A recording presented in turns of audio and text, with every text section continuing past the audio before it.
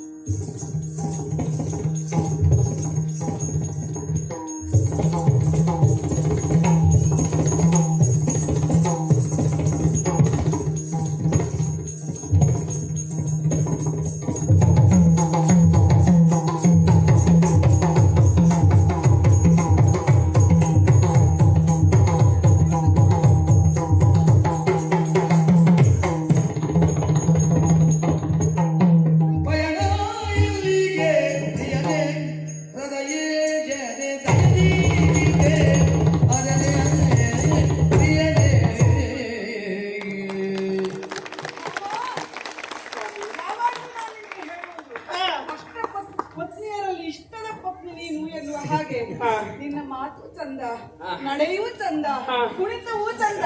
ಆದ್ರೆ ಅದನ್ನೆಲ್ಲ ಹೆಚ್ಚೊತ್ತು ನೋಡ್ಲಿಕ್ಕೆ ನನಗೆ ಸಮಯ ನಾನು ಯಾವತ್ತು ನಾನು ನಿಮ್ಮಲ್ಲಿ ನೋಡಿ ನೋಡಿ ಅಂತ ಹೇಳ್ತಾ ಇದ್ದವಳಲ್ಲ. ನಾನು ಹೇಳ್ದೆ ಅಲ್ಲ, ನೀನು ಹೇಳ್ಬೇಕು ಅಂತ ಇಲ್ಲ.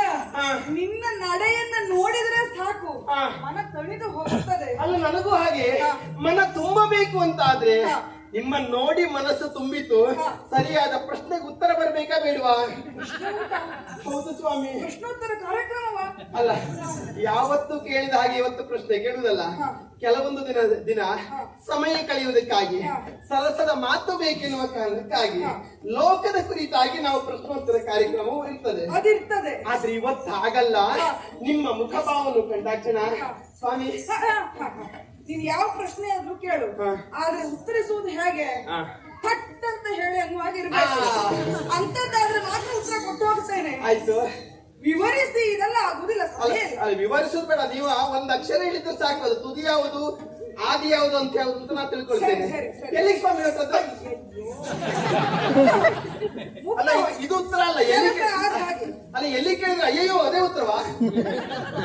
ಅಲ್ಲ ಸತ್ಯಭಾಮ, ನಿನಗೂ ನಾನು ಸಂಸ್ಕಾರವನ್ನು ಹೇಳಿಕೊಡ್ಬೇಕೇನೆ. ಅಲ್ಲ ಬೇಡಪ್ಪ. ಅಲ್ಲದೆ ಹೋದ್ರೆ ಯಾರಾದರೂ ಹೊರಟು ನಿಂತ ಸಂದರ್ಭ ಎಲ್ಲಿಗೆ ಹೋಗುವುದು ಅಂತ ಅಡ್ಡಬಾಯಿ ಹಾಕಿದ್ರೆ ಅದು ಅಪಶಕುನ ಅಲ್ವಾ?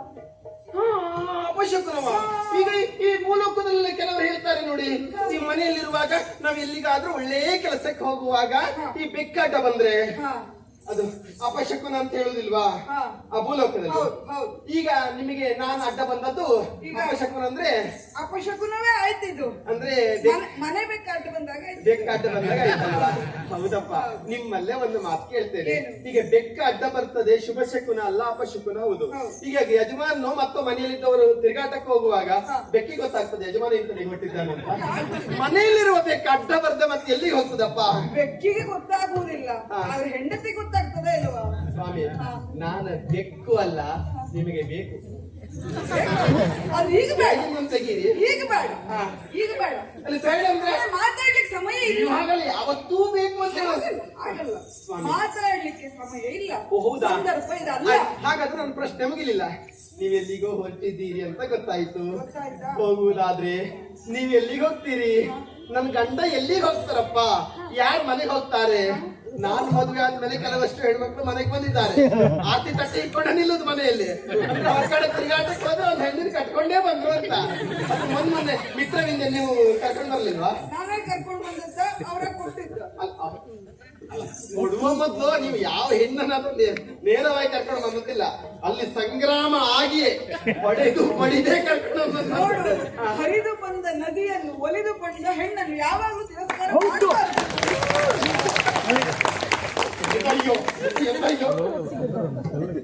ಅದು ಹೌದು. ಕಳಿತಾದ ಹಣ್ಣನ್ನು ಕಂಡಾಗ, ಚಂದದ ಹೆಣ್ಣನ್ನು ಕಂಡಾಗ ಅಲ್ಲಗಳಿಯದಿರುವ ಅಣ್ಣಗಳು ಯಾರು ಹೇಳಿ? ನನ್ನ ವಿಷಯದಲ್ಲಿ ಹೆಚ್ಚು ಕಡಿಮೆ ಆಗಿದೆ. ಚಂದದ ಗಂಡನ್ನ ಕಂಡಾಗ ಬಿಡದೇ ಇರುವ ಹೆಣ್ಣು ಯಾರು ಆಗಿದೆ ಇಲ್ಲಿ. ಹೌದಲ್ವಾ? ನಾನು ಯಾರನ್ನು ಬಾ ನನ್ನನ್ನ ಮದುವೆ ಮಾಡಿಕೋ ಅಂತ ಕರೆದ ಉದಾಹರಣೆಗಳೇ ಇಲ್ಲ. ಎಲ್ಲರೂ ಮದುವೆ ಆದರೆ ಕೃಷ್ಣನನ್ನೇ ಆಗಬೇಕು ಎಂದು ಬಯಸು ಬಂದವರು. ಹೌದಾ ಅಲ್ವಾ? ಅಲ್ಲ, ಎಲ್ಲಾ ಪ್ರಸಂಗ ಇನ್ನೊಬ್ಬರಿಗೆ